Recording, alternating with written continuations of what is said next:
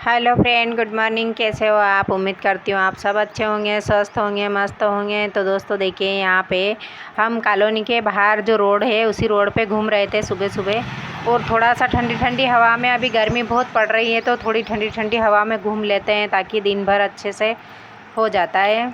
और बदल बहुत हो रहे हैं, बारिश भी बहुत हो रही है, अथा बारिश हो रही है। कोई ठिकाना नहीं, कब बारिश हो जाए, कब आंधी आ जाए, कब तूफान चल जाए। तो यही सब चल रहा है हमारे इधर। पता नहीं क्या है, मई में तो कभी बारिश होती नहीं है, लेकिन इस बार तो मई में बारिश हो रही है। तो दोस्तों उसके बाद मैं पहुंच चुकी हूँ बुटीक पे, और मेरी तबीयत ठीक नहीं है। क्योंकि तबीयत ठीक नहीं है तो वीडियो भी नहीं आया इतने दिनों से। और तबीयत ज़्यादा ख़राब हो रही थी, चक्कर आ रहे थे, वीकनेस हो रही है। तो भी मैं आ गई हूँ बुटीक पे, और आने के बाद मैंने मेरा काम शुरू किया है। तो सबसे बड़ी बात तो ये है कि आप मन के हारे हार है, मन के जीते जीत। जैसा आपका मन होता है ना, वैसा ही आपका ब्रेन चलता है। क्योंकि मन के वश में कर रखा है ब्रेन को। तो आप है ना, मन से थोड़ी आज़ादी लो, मन को अपने वश में करो, आप मन के वश में मत रहो। मन अपने वश में हो जाएगा ना, तो ऑटोमेटिक ही सारे काम सही से होने लग जाएगा। तो ये मन है ना, बहुत मतलब ख़तरनाक प्राणी है। मन बहुत ख़तरनाक है। ये मतलब चाहता भी नहीं है कि कुछ काम करो, अच्छा करो। कहाँ नहीं, मतलब मन को चाहिए फ्री का चाहिए, इसको आराम चाहिए, इसको ऐश चाहिए, उड़ाने के लिए पैसे चाहिए। तो ऐसा ही है मन। इसी तरीके से मन है ना, परमात्मा से भी दूरियां बनाता है।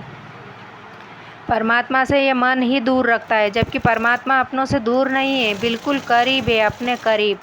वो तो बस थोड़ी सी मेहनत करने की ज़रूरत है। जिस तरीके से अपन सिलाई कर रहे हैं, थोड़ी सी मेहनत करते हैं तो ब्लाउज़ बन जाता है।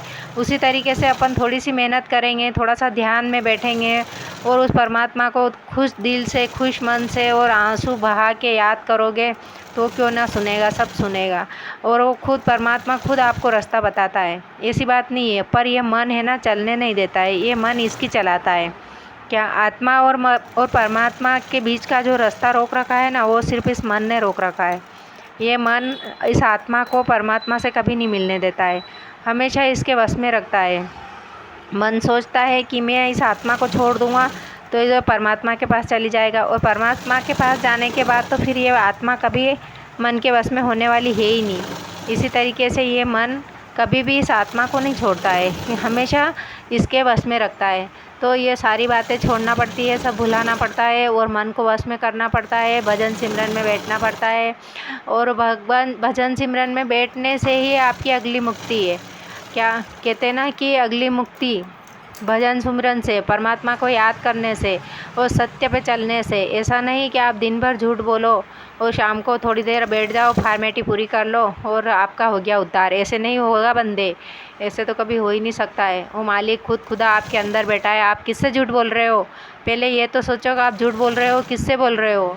दूसरों के सामने झूठ बोल रहे हो ना, अपने अंदर तो वो बैठा है, देख रहा है, और आप झूठ बोल रहे हो तो क्या मतलब आ रहा है? उसको सब पता है, घट घट की पता है। क्या जे कहते ना कि प्रेम गली अति सांकरी, जाना दो न समाई। तो ये तो एक प्यार की गली है, प्रेम की गली है। उस परमात्मा से रिश्ता बना के रखना है ना, तो झूठ नहीं बोलना है, पाप नहीं करना है, अत्याचार नहीं, अधर्म नहीं। क्या ये चीज़ें आपको छोड़ना पड़ेगा। तो दोस्तों मैं तो दिन भर सिलाई करती हूँ, और ज़्यादातर मेरे मोबाइल में सत्संग, वाणियाँ, यही चीज़ें चलती है, और मैं इन्हीं को सुनती हूँ और इन्हीं को देखती हूँ। क्योंकि जो सही देखोगे ना तो आपका दिमाग भी सही चलेगा, आप गलत चीज़ें देखोगे ना तो आपका दिमाग गलत जगह चलेगा।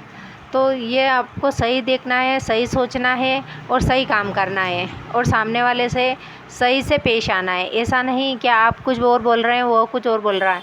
तो दोस्तों इन्हीं बातों के साथ मेरे ब्लाउज़ बन जाते हैं, और मैं अब दूसरा काम लेके बैठती हूँ। और भगवान के, जब भी आप खाना बनाओ तब आपको भजन लगाना चाहिए।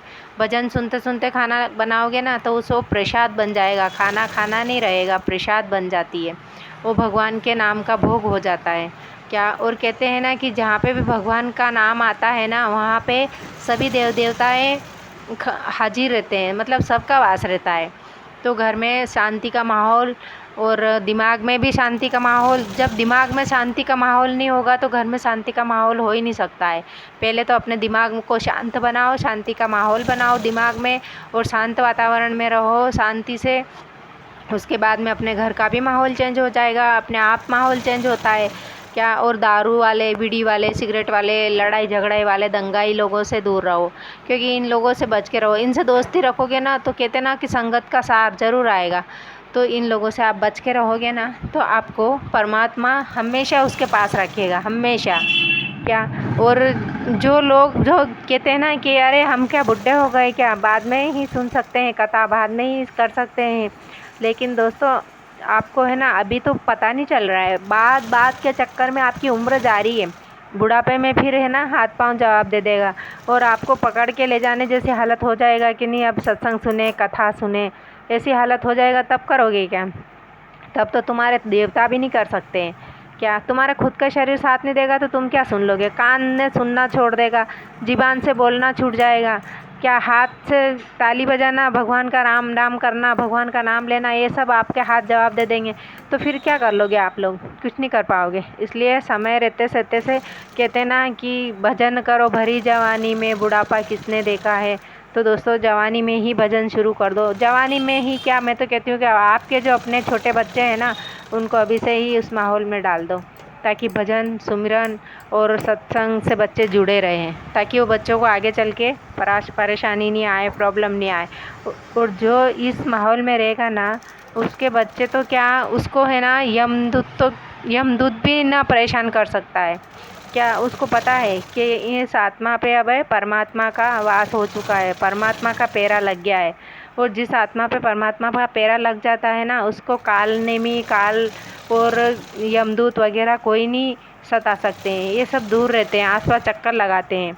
तो दोस्तों हमेशा खुश रहो, अच्छे से रहो और अपने भगवान परमात्मा परमपिता को याद करते रहो, अपना काम करते रहो। आज मेरे 2 ब्लाउज़ बन चुके हैं, यानी कि 300 रुपये की कमाई ब्लाउज़ से हुई है और 150 रुपये की कमाई मेरे वैक्स से हो गई है और 3 लेडीज़ के आईब्रो बना दी है। तो दोस्तों मैं मिलती हूँ अगले वीडियो में।